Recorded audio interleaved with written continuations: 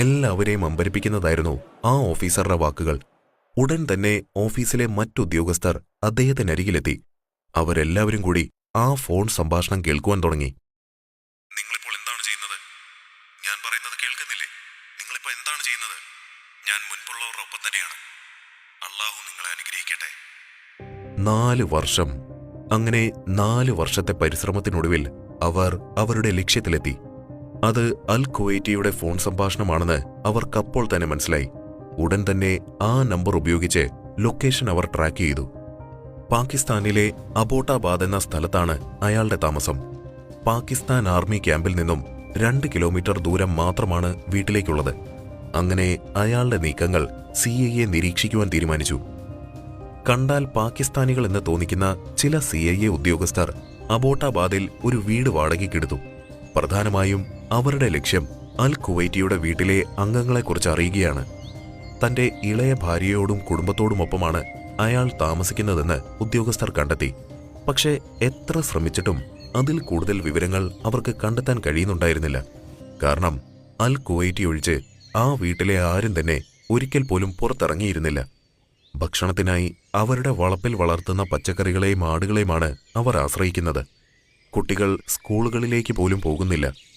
എന്തോ ഒരു രഹസ്യം അവരവിടെ സൂക്ഷിക്കുന്നുണ്ടെന്ന് CIA ഏജന്റുമാർ മനസ്സിലാക്കി. അങ്ങനെയാണ് അവർ ആ ഒരു കാര്യം ചെയ്യുന്നത്. ഒരു വ്യാജ പോളിയോ വാക്സിനേഷൻ പരിപാടി അവർ ആരംഭിക്കുന്നു. അതിനായി പരിസരത്തുള്ള വീടുകളിലെ അംഗങ്ങളുടെ ഡീറ്റെയിൽസ് അവർ എടുക്കുവാൻ തുടങ്ങി.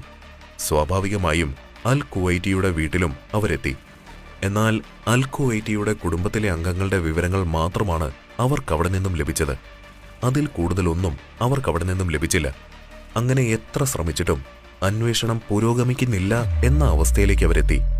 എന്നാൽ ആ അവസ്ഥ അധിക നാൾ തുടർന്നില്ല. US എയർഫോഴ്സ് CIAക്ക് സഹായവുമായി രംഗത്തെത്തുന്നത് അപ്പോഴാണ്.